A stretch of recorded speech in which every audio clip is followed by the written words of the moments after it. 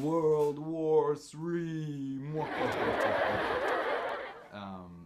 Look, there really is nothing funny about a third world war. There's nothing funny about nuclear warfare. There's nothing funny about the deaths of innocent men, women, innocent children. If you find any of that humorous, to each his own. Today, in 2017, the concept of nuclear warfare and nuclear conflict really is a forthcoming reality. If you look at our culture just through fiction, you can see that we've always had this fascination.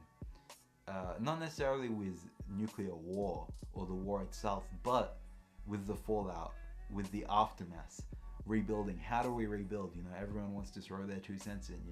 Maybe we find another planet. Maybe we dig holes underground and we live in these bunkers. Maybe we just fight each other to the death and it's every human for themselves. But the fact of the matter is that, in a real nuclear situation, the damage would be irreversible. So we might not even get that chance to rebuild at all. The Nuclear Non-Proliferation Treaty has the goal of preventing nuclear warfare. But if we're looking at how effective it really is in 2017, well, look, 3 countries are yet to ratify the treaty, them being India, Pakistan, and Israel. These countries are involved in ongoing tensions of their own, and they don't want to give up their freedom to have nuclear power. Another country, North Korea, has just up and left the treaty altogether and decided to start making nuclear weapons. And if we look at some prominent countries that have ratified, such as the P5, China, Russia, France, the UK, and America, the big 5. To their credit, they've somewhat stopped the proliferation of nuclear weaponry, so they've stopped, producing mass amounts of nuclear weaponry. But America alone just has thousands stockpiled, and they haven't disarmed. None of these countries have disarmed, and they don't intend to disarm. When it comes to disarmament, the treaty is lackluster, pretty loose, and not powerful at all. It states something in Act 6 about, the countries disarming in faith and goodwill or something. And that's all well and good, but it doesn't give a time frame. It's really not pushing anyone to disarm. So we're getting to a point where, sure, nuclear weaponry isn't being produced to a mass extent, but these countries like America still have stockpiles of nuclear weapons. And with rising tensions with North Korea and America, tensions in the Middle East, any of these countries could just launch their nuclear missiles. They have stockpiles, They still have nuclear weapons, whether they're producing them or not. So on the topic of fiction, I've been doing a lot of reading over the semester break. Admittedly, not too much from this laptop. That's more just for like, hey, I've been researching, wink, wink, like, ooh, look at me, Mr. Professional. But no, I haven't read much on the laptop. I've actually been reading some classics. I've been reading Goldilocks and the Three Bears, which is a classic I remember from my childhood. And the reason I've picked up this book is, you might be thinking it's not really about nuclear warfare.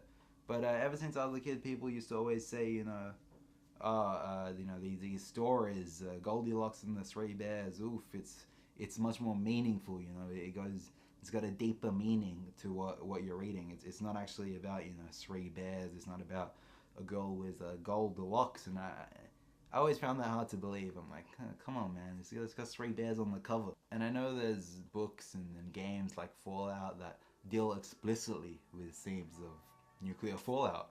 But I figured, well, Goldilocks and the 3 bears, it seems to have nothing to do with nuclear fallout. So let's see how much meaning these books really have, and let's see if we can, we can link it. Can we link the moral of this story to? Can we link it back to what we know about non-proliferation and nuclear conflict and the treaty? I don't know. Maybe we can, maybe we can't. I reckon we can't. So yeah, I'll give it a read. I'm actually gonna get rid of this little spooky vibe and turn the lights on so that we can get a better view of the book. Alright, so hey, welcome to reading time. Now we should have a better view of the book. Goldilocks and the Three Bears. This is the first reader's edition by not sure which company. Huh. Okay, well, anyway, I'm just gonna cut to the opening, and we're gonna see what we can find out about Goldilocks. Was she really a bear? One day, Goldilocks was walking in the woods. Something smelled yummy. The smell was coming from a little house. Here's that's Goldilocks over there, over here, and that's the little house over there. By comparison to her, it's not that little at all. So, who lives here? Asked Goldilocks. On that page, not much we can link to nuclear warfare. She did smell something yummy. Well, the smell of nuclear fallout wouldn't attract me to someone's door. Goldilocks knocked on the door, but there was no reply. Goldilocks pushed the door open. It swung open, but there was no one there. Goldilocks stepped inside. Now, straight away she knocked on the door. After no one answered, she shouldn't have bothered to try and open it. That's just rude. That's disrespectful. Shouldn't be going into people's houses like that.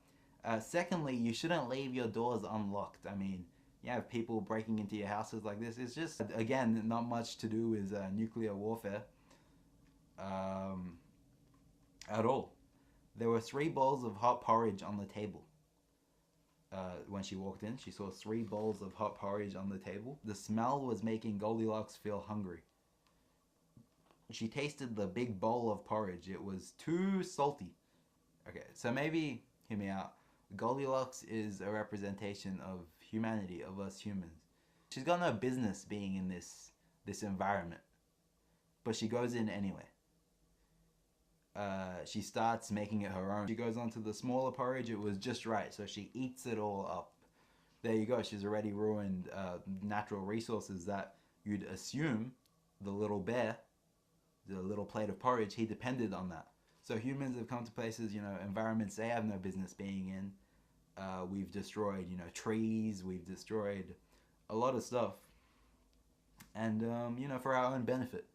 And then who needs that porridge to survive? Who needs those trees to survive? Sometimes it really is the bears.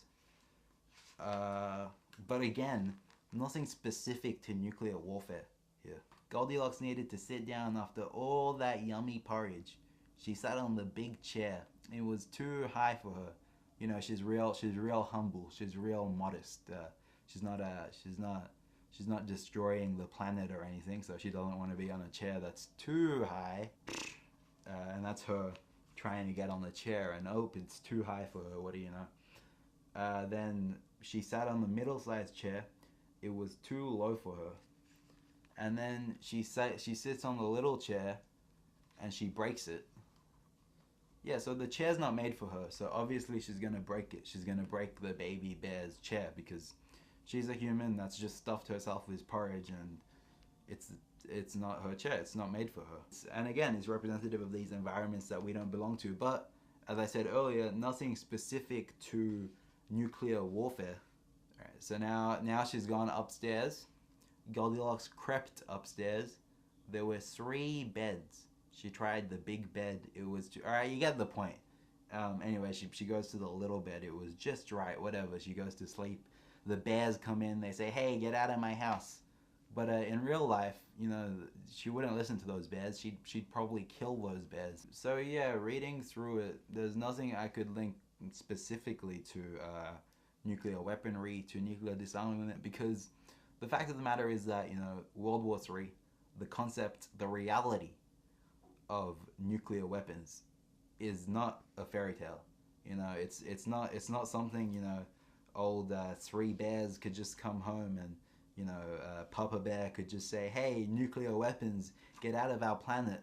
I'm sure Baby Bear got some more porridge, and I'm sure Baby Bear got a new chair, and I'm sure Baby Bear was able to sleep in his bed just fine, but the same can't be said for us humans once